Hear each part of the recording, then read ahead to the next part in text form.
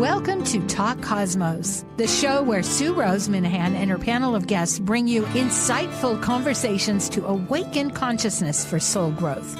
Come journey with us through astrology's energetic cycles and get ready to understand your path in the cosmic roots of the stars.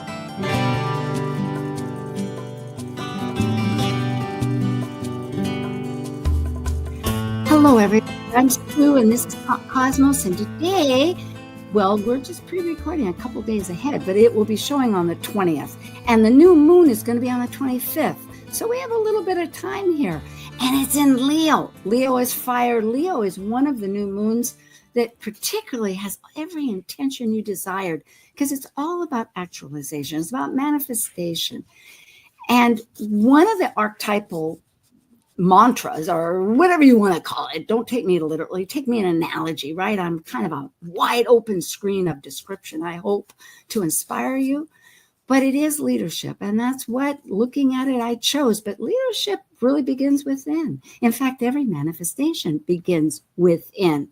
How we interact with other people might depend on how we're even wanting that dream to be. Like, what is our dream? What are we wanting to experience, to become? You know, it's a fire sign. It comes after Aries, as we know, and it goes into Sagittarius. So we're evolving a belief, but we've got to stand up for it and create. A lot of people do that, we know, through children, which it includes, and theater. There's so many manifestations of it, but I'm not, pardon me while I drift off. Let's get right back to it. It is how we're leading ourselves. And this new moon has a bunch of things. And I will say that by things, I mean aspects, energies. And we want to remember that Cancer in last month, in June, Jupiter went into Cancer. And that's all very personal. It's our personal belief. It's our story of that. So that's an important part of what your intention might be. And the other part is Uranus went into Gemini. It's so fresh. All of this is, and it's about our ideas. Innovation. Good luck, folks. I hope this just helps you kind of cue into what our talk wants to expand on, to inspire you. Thank you. And we are ready for archetypal symbols. Synthesizing the new moon consciousness through archetypal Sabian symbols, numerology, lunar mansions, tarot, and astrology, all together illuminating a new moon vision story. This is your Archetypal Symbols panel. I'm Sueroseminahan, founder of Talk Cosmos since 2018. I'm an evolutionary astrologer, consultant, speaker, writer, vibrational astrology student, Dwarf Planet University graduate, Kepler Astrology Toastmasters Club charter member. I have a fine arts music degree plus a certificate in jazz. I'm an artist, musician, and certified color energy life coach. Especially, I love mythology and esoteric philosophies. I'm elizabethlizmuschett, a professional astrologer, intuitive, numerologist, and tarot reader. I'm a certified sacred healing counselor, providing nurturing, in-depth consultations for individuals and couples. I'm an author, blogger, speaker, and international Reiki master and teacher. I create safe space in which to explore the deeper patterns of your life, to clarify your current circumstances and help you find your best path forward. And I'm justincrockettelzie, an archetypal Jyotish astrologer, yoga and meditation teacher, and author. I combine both Western ancient astrology and modern psychological astrology with Eastern Vedic astrology, and I specialize in predictive, electional, and karmic astrology for individuals and couples. I also do in-depth astrological research into arcane astrological concepts, focusing on the mystical, occult side of astrology. Eleanor Roosevelt once said, "Yesterday is history, tomorrow is a mystery, and today is a gift." And that's why it's called the present. Well, hello to both of you. It's been a few weeks, yes? I think so. Yeah. So, hi, Time Liz is and going Justin. so fast.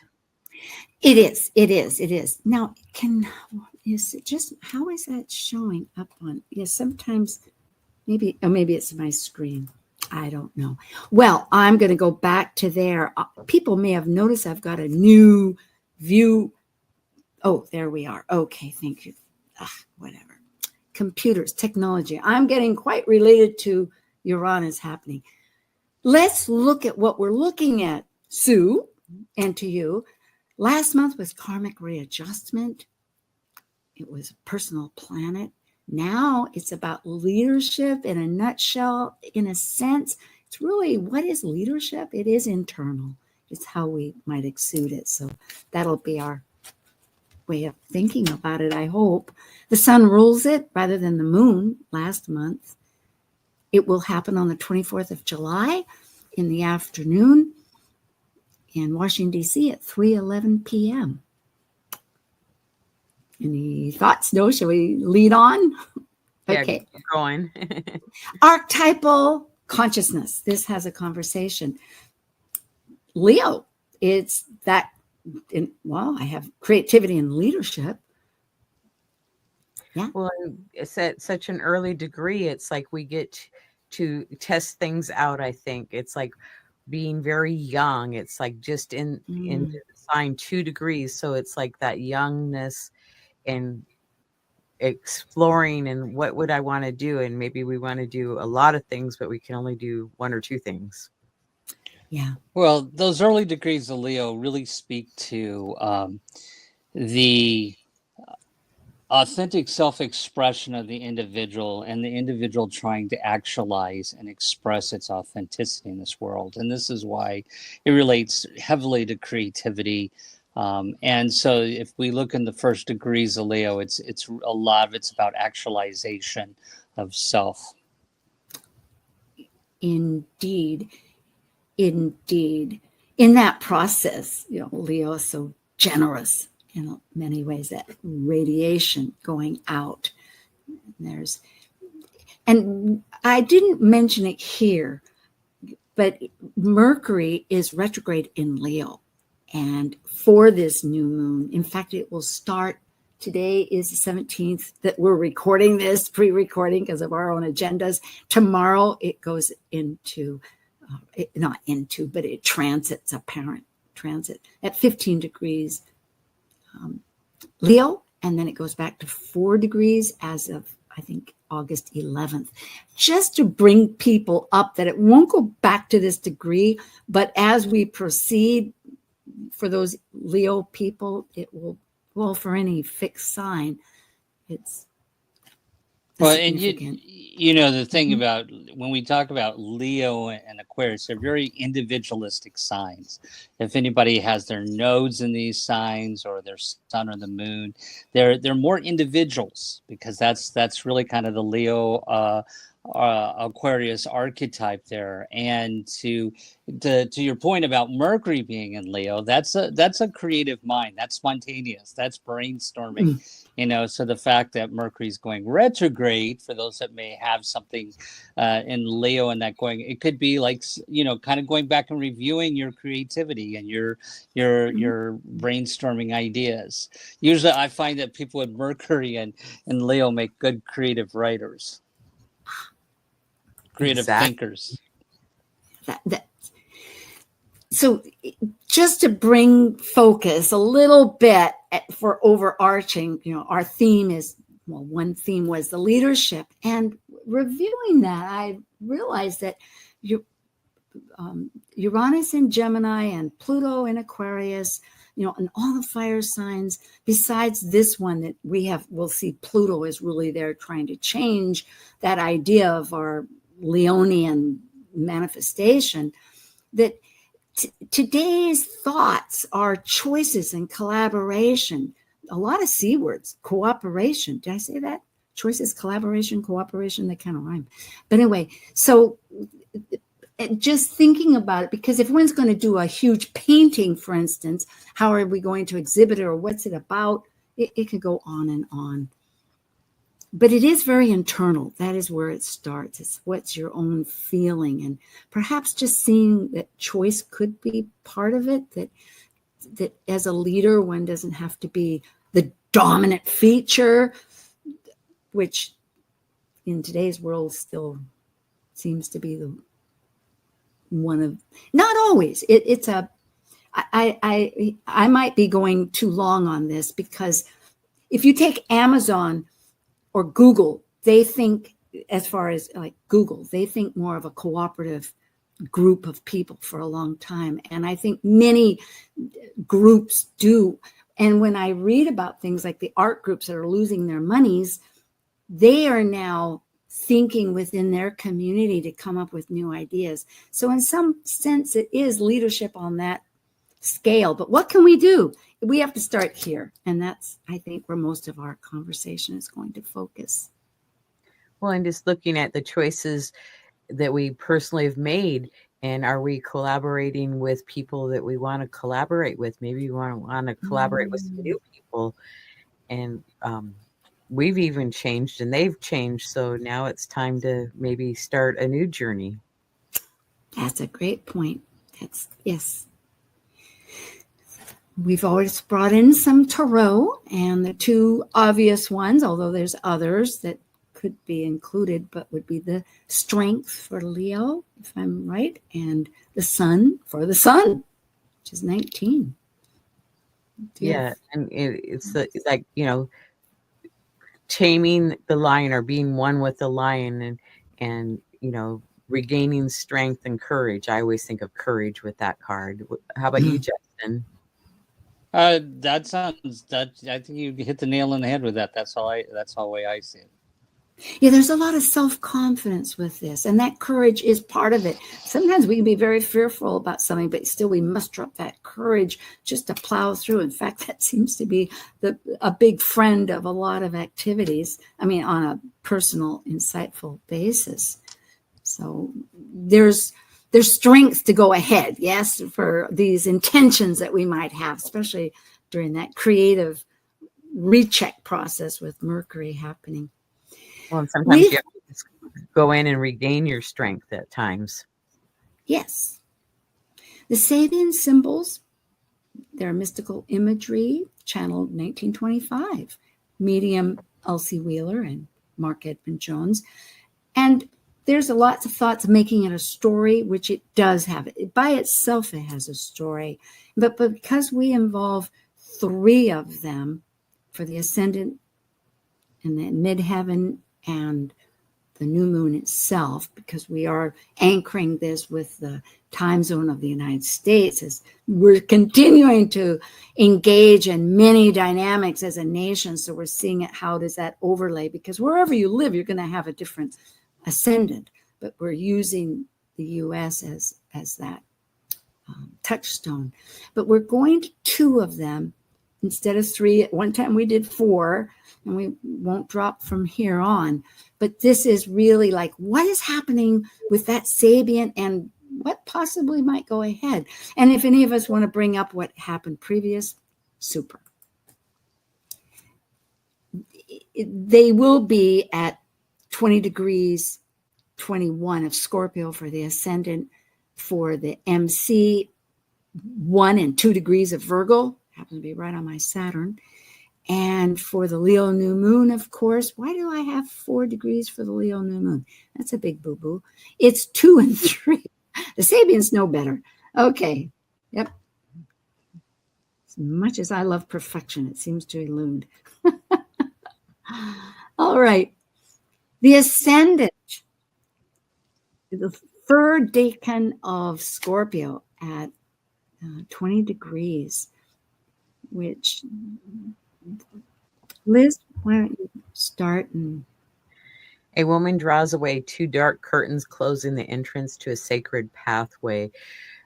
This reminds me of the High Priestess card, because I think of, even though there's not the curtains there, but it feels like there's something behind that. There's closing that is something hidden in the back. So plunge ahead into the unknown and have courage. Beautiful. Yeah, and the future one for Scorpio is quite a different imagery. Justin, do you want to bring that out? Sure. So where we're leading to is Scorpio 21 degrees Obeying his conscience, a soldier resists orders. And so the key thinking here, the key note, not the key word, but the key note here, that's also misspelled right there, a readiness to face the results of a refusal to follow the authoritarian patterns of an aggressive society. And so the key word here is inner freedom, basically one following his inner truth. Which is quite, just in itself, a real process, because if you're plunging into the unknown and you have courage, it is a matter of how far are you going to go, maybe, or can you? Because if your conscience is telling you that what you've been involved with, as far as in this instance military, but it could be anything in life with some established ideas, are we going to expand outside of it?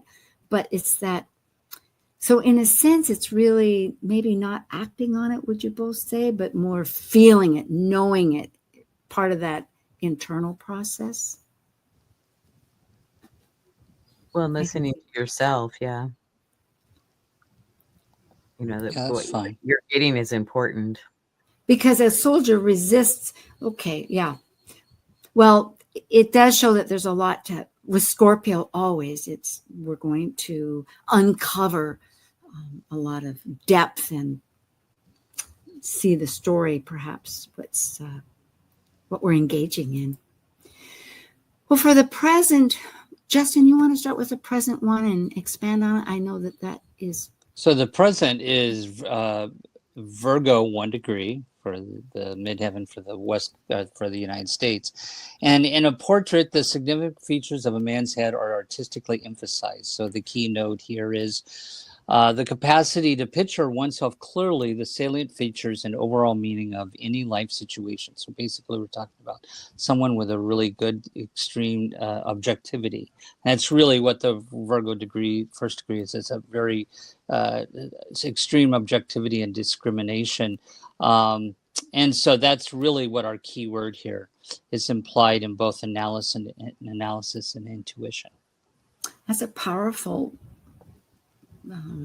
process in itself, because there's a lot engaging. The analysis is straight ahead, and intuition is quantum. It comes in at different angles, and if you're naturally feeling that, and work it, but they don't always work easily. Sometimes the intuition says, no, don't listen to the, analysis. Yeah, I had it mixed up. Doesn't listen to the intuition.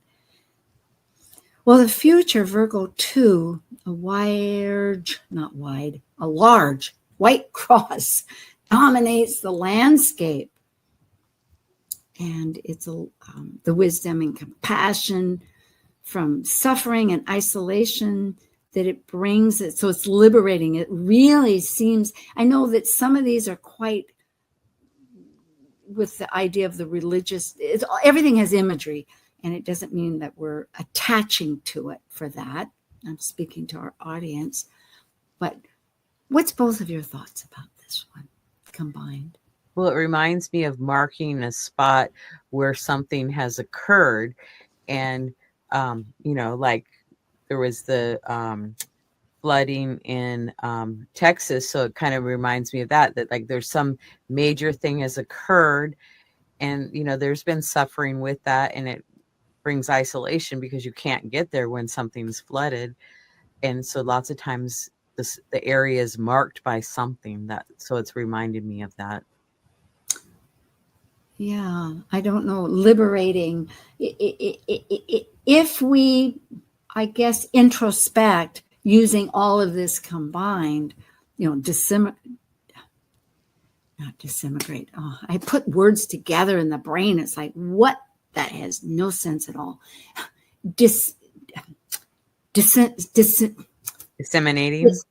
Discriminate. Oh, okay. It's right there in front of me. Okay. It's what I do, supposedly. Well, for the audience, just to kind of give them perspective, when we're looking at that ascendant, that was really how we were moving forward into it, which the prior Sabian was about channelship or bringing in new information and then plunging. So it's really that we're moving into this intense period of trying to learn and trying to grow. And here, the midheaven is saying, what are we ultimately trying to do with that? Which is really be discerning about the information that's coming in, that discrimination and objectivity. But part of that, we're going to go through some challenge or obstacle or liberating ordeal tension, like a square that causes us to, it doesn't go easy. There's a liberating ordeal in trying to gain new information and to be discerning or discriminate about. And that's why we have to be discerning in life. Thank you. So the new moon for everybody at 2 degrees Leo, which is the 2 and 3, just in this particular little soliloquy, is, who wants to do the first one? I'll do it. Yeah, go ahead, Liz. An epidemic of the mumps, spreading power of individual crisis through a collectivity, the infectious spread of individual experiences. So that's really interesting, I think. Spreading, spreading of something. It is. Well, and here's the thing, to understand that one, you actually kind of have to see the other one prior to this because it's a story. So the first one prior to this, the Leo 1 degree, really speaks to that creative, what we were talking about, like you brought up Mercury and Leo, that creative mind. And then we move to the 2nd degree Leo, which is about, okay, now we have this creativity. We brought in that information we were talking about, but now it's creative. And then what do we do with that? Well, it spreads the individual experiences. And that's the interesting thing about the Sabians, because it's all about experiences. And so there's this really kind of is one of the more really important ones in the Sabians about how the power of individual crisis through a collectivity, meaning that we all go through the same experiences, whether it's in this lifetime or the next lifetime. We all come in as a woman, we all come in as a man, we all come in as straight, we all come in as gay. There's some type, this is where one of the important ones that talks about how the individual experiences that the Sabian speaks about. So this is part of that creative mind. We come here to be creative, that Leo 1 degrees and that creative thought. And we have these experiences to bring in that creativity, to express it. That is super powerful. Yes, because if we're going to have ideas and lead them, you want them to be received. So I guess this is really, well, my little abstract of it. You're looking at me like, what? But yes, that's, I'm thinking as far as a new moon, what we want to manifest, our intentions, or how we want to present something could be shared. It's like, okay. Well, a middle-aged woman in her long hair flowing, her shoulders, I think it was a braless, youthful engagement. Again, it's quite an older idea of things. But it is how youth is glorified. And again, it gets to independence. I think this is seconding that one of the earlier ones, or what we were talking about, the independence of being oneself despite all, and stepping out, whether it's your social consciousness or whatever it is, being authentic. I would agree with that wholeheartedly. Okay. I agree. Thank you, Justin and Liz. All right. Well, the Jyotish lunar mansions, the nakshatras. Yeah, so the Jyotish lunar mansions are basically how the sky is divvied up and compartmentalized and basically sectioned off throughout the different constellations. And each one of the nakshatras or lunar mansions has a story to it. So one of the interesting things about this Leo moon is that it is in a nakshatra called Pusha, and it's in the 2nd pada, which is ruled by earth signs, and in the nakshatras, there's always 4 padas. The first pada is always ruled by fire. The second pada is always ruled by earth. The third pada is always ruled by air, and the fourth pada is always ruled by water.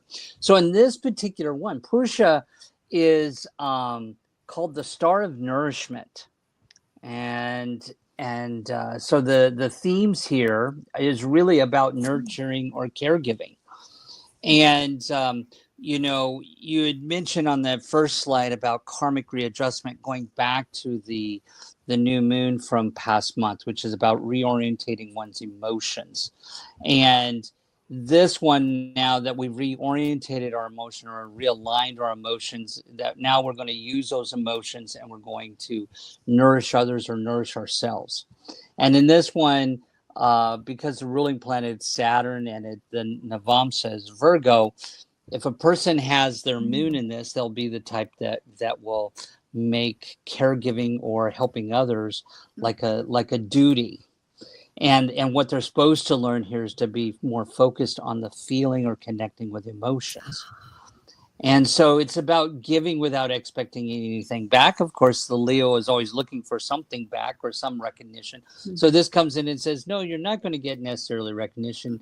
And it also has an element of details and perfection, nurturing, caregiving, cooking, and children. And the ruling deity is Brihaspati, which was the high priest of the gods. And the symbol, of course, is a cow udder because it's nourishing. And so the basis above is creatures to be healed, and basis below is healing therapies. So this moon really, when we get to the essence of it, and we get in these aspects where the Pluto is opposing the moon, and certain things are the moon aspects, there is something here about still reorientating our emotions and transforming our emotions and ourself, and through that we can be healed. This is a very emotional healing moon, by the way, and so that's something, just kind of focus on that. And I think it's part of the reason why we have the Pluto and Saturn are aspecting this moon. Pulls it together. Feeling is so important. With Jupiter just in Cancer, I hope we understand how to integrate rather than avoid that or project it. So thank you, because Saturn truly is our guru of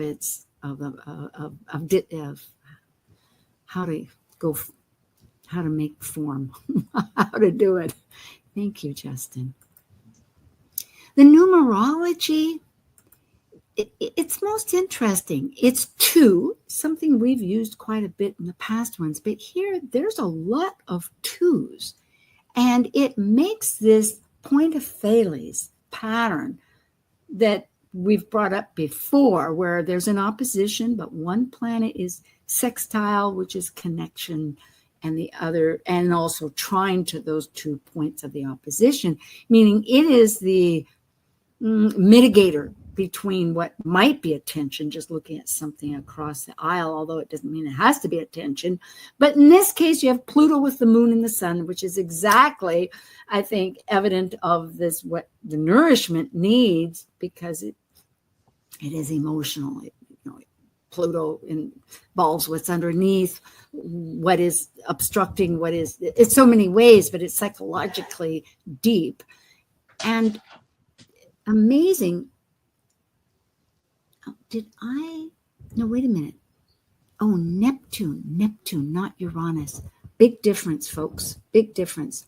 Because Uranus is, in fact, Uranus is in 1-2. Yes. That's it. I was thinking, because we have another slide where it shows that Uranus is also in a Thales. So it's both Neptune, but it's not 2 degrees. That's why. Okay, I'm looking at this. Why didn't I take that? We're just looking at the numbers. Okay, just for the numbers, we've got the Sun, Moon, Neptune, and Pluto. Whoa.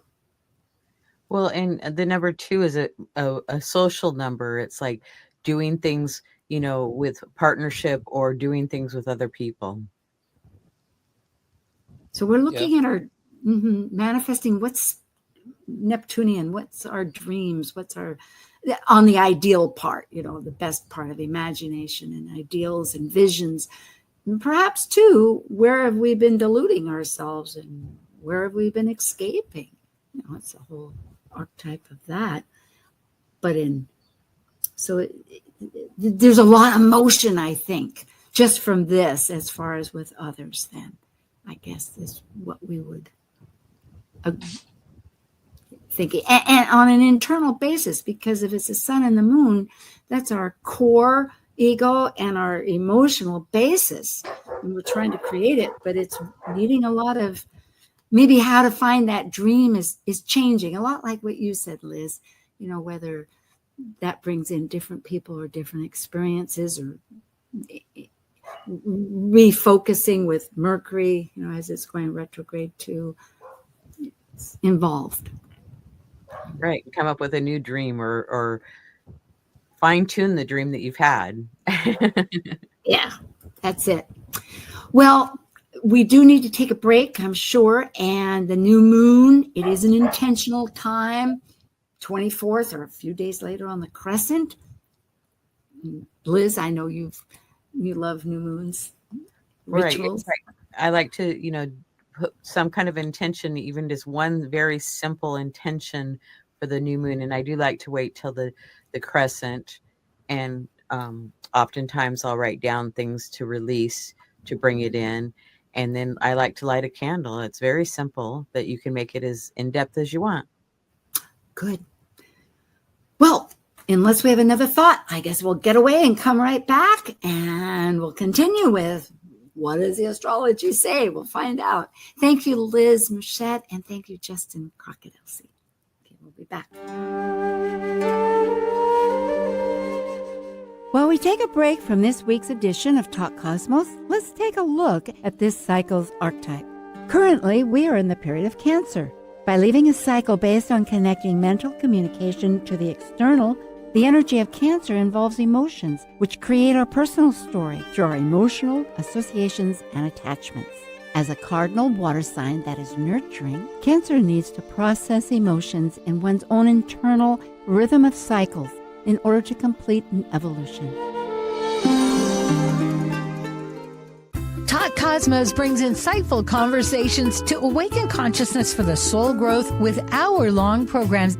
Talk Cosmos weekly programs are also available to watch live on the Talk Cosmos YouTube channel and Facebook page. While you're there, make sure you click the like and subscribe buttons so you get the full Talk Cosmos experience. Or if you'd rather listen to the show archives with audio only, the entire podcast collection since 2018 is available on most podcast carriers. And to find out about upcoming programs, sign up for the newsletter at talkcosmos.com. So grab your coffee, tea, or kombucha and enjoy the show. This is Martha Norwalk every Sunday morning beginning at 9 a.m. Thanks in part to Dr. Nils Rasmussen at healingministryforanimals.com. We cover the world of animals. This week, it's an encore presentation. Tune in to hear our last behavior training and healing Sunday with me and talk with your human or animal loved ones on this side or the other, and private readings with Natasha. Hope you can join us. Martha Norwalk's Animal World, Sunday morning, 9 a.m. to noon, right here on Alternative Talk, AM 1150. Talk radio that will get you thinking. Alternative Talk 1150. And maybe a little feeling on the side. Archetypal Symbols, new moon consciousness, and it renews, I trust, your intentions with life choices. Elizabethlizmuschett is alightpath.com, and she has her YouTube channel at that name. Justincrockettelzie has a website with his name, and also Archetypal Yogi, and myself, Sueminahan with Talk Cosmos. And Liz, your panel is, I know, going along. I'd like to hear about it. Yeah, lots of variety of shows. Justin joins me on a few, and Sue joins me on the Dwarf Planet series. And check it out. Thank you. Yes, indeed. The Astrology Star Sisters and many different exciting venues. Whoops, I think we lost Justin. I hope he comes back. So Justin, is an archetypal astrologer, author, and a consultant, and is astrological yogi, and he does quite a few things. Justin, I just talked about you and you were gone, but now he's back again. So That's fine. That's fine. You're good. Thank you. All right. Yes. And myself, youtube.com/talkcosmos. You can download. And I had a whole potpourri here of things, of course, about the big planets and, of course, and the Astro Jam, which is exciting, and the vibrational messages for the whole season.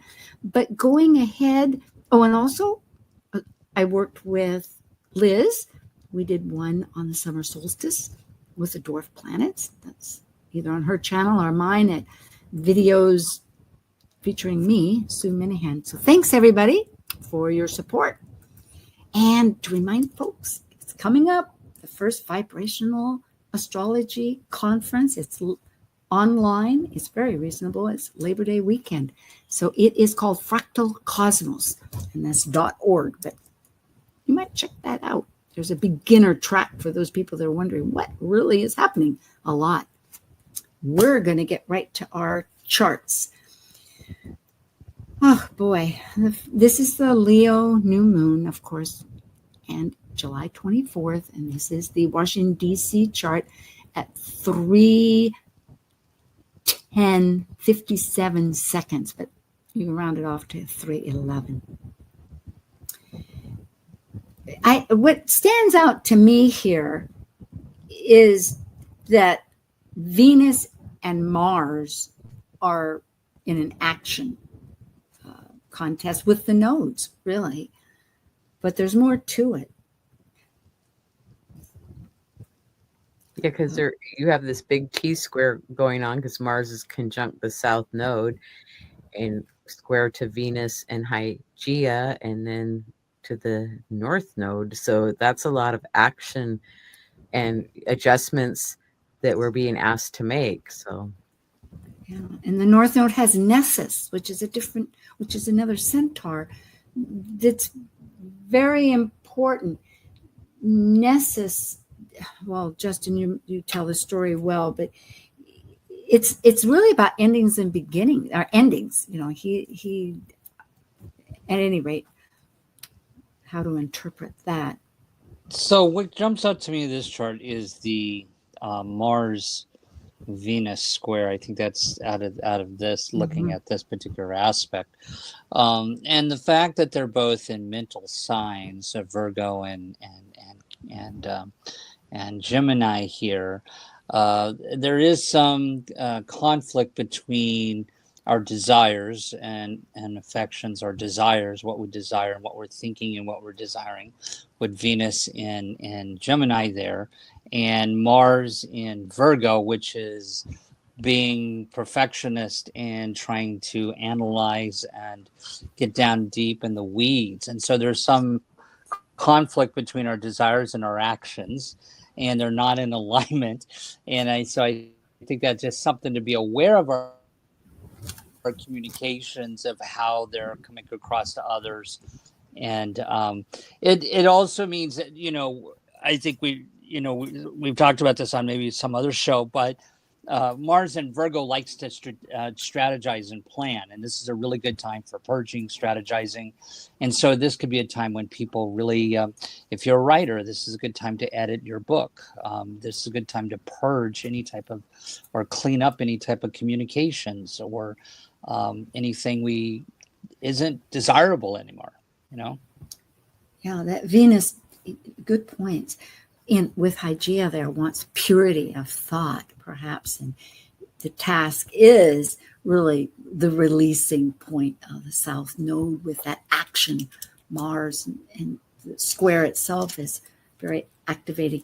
And I might add that this is where Mercury might be really useful during this retrograde period to refocus, any rewords, focus, review, analyze, reassess, what has been, what we're wanting to create, our leadership, our creativity, ideas related to that, such as writing, such as book. Yeah, that's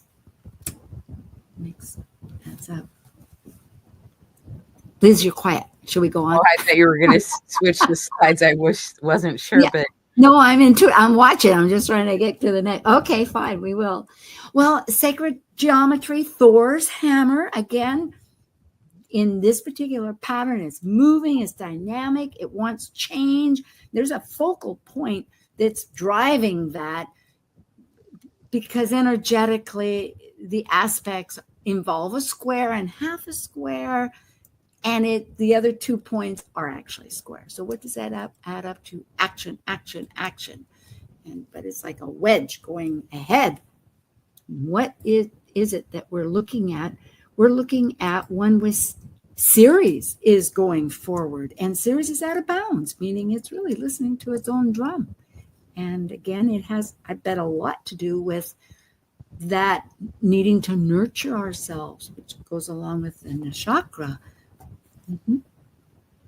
Now this says yod. So are we looking at a yod here or at a Thor's hammer? Yeah. No, forget. I just added that before we got on. I realized I hadn't. Okay. Yeah. No. So I just wanted to point this out so the audience doesn't get confused here. I'm glad you read. Oh my good. Thank you. yeah, it's Very a good. Thor's hammer because it's 135 degrees. I see that now. Yeah. But the right says yod. So just so the audience doesn't get confused there. Yeah. Exactly. But I think, the thing about this Thor's hammer, the focal point you said is Ceres there, right? And I think, we look at Ceres as to how we're nurtured. I'm going to come back to the nakshatra here about how we're nurtured. And I think this is Ceres being there in Aries. It's also about how we're working on our own emotions here. This is and Lilith there is a part of that too. So I think it's really how where we're reaching out to be nurtured within the collective, that we need to be aware of that. What do you all think? And this would only be for the East Coast, because if you're at any other location, the midheaven's going to be different. So then it wouldn't apply to anybody else. Yes. Although, remember, we're using this as like a part of the national. We're part of this country, and other people in other countries might, just because we're after the election, whatever side we're on, it is deep change that is happening. There's no way we can ignore that, whether we agree with it or whether we don't. It is happening, and it's happening to everybody all across the world. So that's why we're using this particular chart. So yes, you're right. This yod wouldn't be, but as a citizen, we're dealing with this. Well, there could be a lot of grief coming to the surface too at this point with this yod or this Thor's hammer. Yeah, that's right. Well, there is, just like you brought up, that horrible situation there in Texas with the flooding and weather in itself. Weather is really an issue. The fires back in LA, It's Right. There's a lot going on in the world. There's floods and fires and earthquakes and everything. So, yeah. And that interesting about the nakshatra for caregiving, feeling it, because if we are caregiving the world to a certain extent, that has been what we've thought we were on some, it's been how we've demonstrated ourselves, giving aid. And what I'm getting at is that to nurture, but to feel that nurturing, such as the Pushya, the nakshatra, Justin, the name of it is called Pushya. Pusha. Yeah, Pushya. So it is a matter of not just going through the rote behavior Emotions, of it. right? You have to understand why you're caregiving it, and it's more about personal connection, connection versus a duty of And I service. I can testify that there's so much more joy when you do it that way. It brings something forth. I happen to be involved in that part of my life for giving. And when you reach into that category or that area of real care and understanding, it adds a whole purpose, involvement. Okay. We are now, I think, on the right one, mystic rectangle. There's 4 points, yes. And there's some heavyweights here. Again, it's Pluto. Really, this mini trine, which isn't shown up here, it's on the next one. So I won't go for that. But anyway, we're dealing with those 4 points, and each one is a point of Thales working, but it's working as a whole energetic force. Right. Put in the effort and you will reap the rewards, because mystic rectangles are nice, but they do require a lot of work with the oppositions and adjustments that need to take place. Well, Black Moon Lilith really wants all of us. She, very akin to not wanting to be underestimated or misunderstood, or categorized. It's that whole part of oneself. And perhaps it's aligned with our beliefs. So perhaps it's us looking at acknowledging what is our total belief that is current right now. With Uranus, it is so innovative, but it too, anyway, it's working with the present moment more than the past or the future. Because the sun and the moon opposite Pluto, as we've discussed, is very deep. It's changing us to become more inclusive, I think. Exactly. You're deep in meditation there, Justin. Shall I go on? No, I think. Well, yeah, I could repeat it. I think the opposition with Pluto and the Moon is really about transformation of the individual.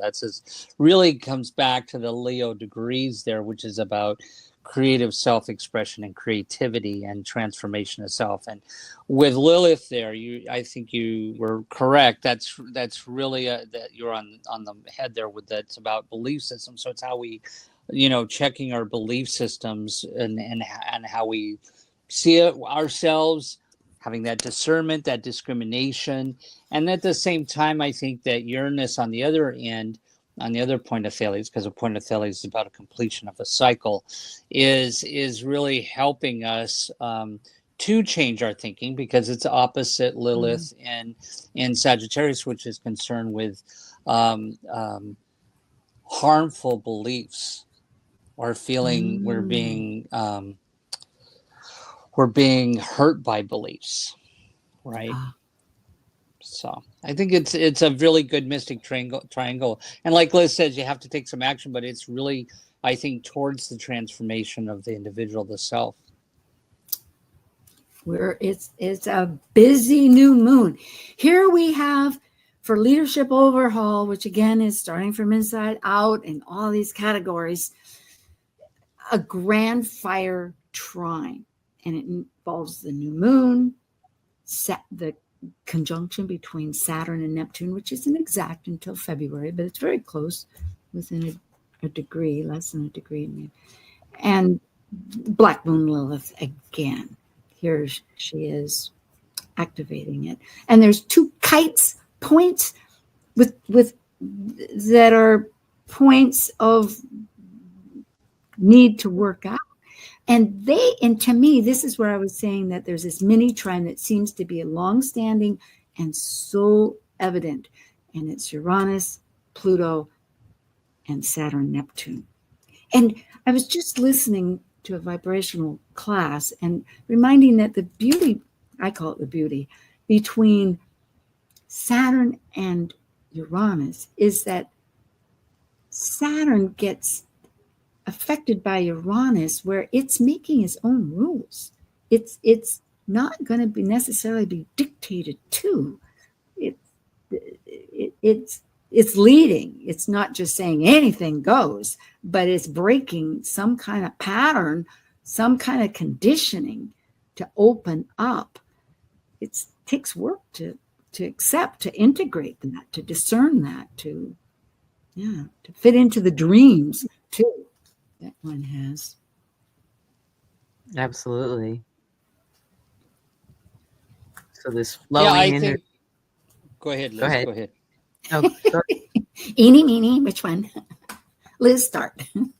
Well, it's just like this flow of energy, even though, we've talked about the points of Thales and the mystic rectangle, which have, some change and adjustments that we have to make. But then there's this energy to assist and help us do that.